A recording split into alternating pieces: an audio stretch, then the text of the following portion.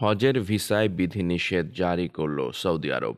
এ ভিসায় এসে কেউ কোনো কাজে যুক্ত হতে পারবেন না। এছাড়া হজের ভিসায় এসে নির্দিষ্ট শহর ছাড়া অন্য কোনো শহরে ঘুরতে যাওয়াও যাবে না। সৌদি আরবের হজ ও ওমরা বিষয়ক মন্ত্রণালয়ের বরাত দিয়ে দুবাই ভিত্তিক সংবাদ মাধ্যম গালফ নিউজ জানিয়েছে, ২০২৪ সালের হজ ভিসা কেবল হজের আনুষ্ঠানিকতায় অংশ নেওয়া তীর্থযাত্রীদের সৌদিতে প্রবেশের অনুমতি হিসেবে কাজ করবে। সৌদি আরবে কোনো কাজে নিযুক্ত হওয়া, বসবাস কিংবা নির্ধারিত শহরের বাইরে ভ্রমণের জন্য হজ ভিসা বৈধ নয়। হজের ভিসায় শুধুমাত্র জেদ্দা, মদিনা এবং মক্কা শহরে ভ্রমণের অনুমতি পাবেন হজযাত্রীরা।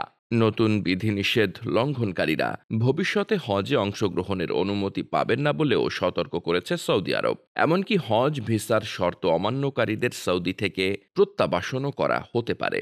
উপসাগরীয় সহযোগিতা পরিষদের জিসিসি সদস্য দেশগুলোর হজ যাত্রীরা ছাড়া অন্যান্য দেশের আন্তর্জাতিক দর্শনার্থীদের মধ্যে যারা হজ করতে চান তাদের অবশ্যই হজের ভিসা নিতে হবে বলে জানিয়েছে সৌদি আরব। সৌদি আরবের পররাষ্ট্র মন্ত্রণালয়ের ভিসা প্ল্যাটফর্মের মাধ্যমে ইলেকট্রনিক রেজিস্ট্রেশন চালু করেছে দেশটির হজ ও ওমরাহ মন্ত্রণালয়। এই প্ল্যাটফর্মের মাধ্যমে আবেদনকারীরা আগামী ৭ জিলহজের মধ্যে অথবা হজযাত্রী কোটা পূরণ না হওয়া পর্যন্ত ভিসার জন্য নিবন্ধন করতে পারবেন। Desk report, বার্তাবাজার।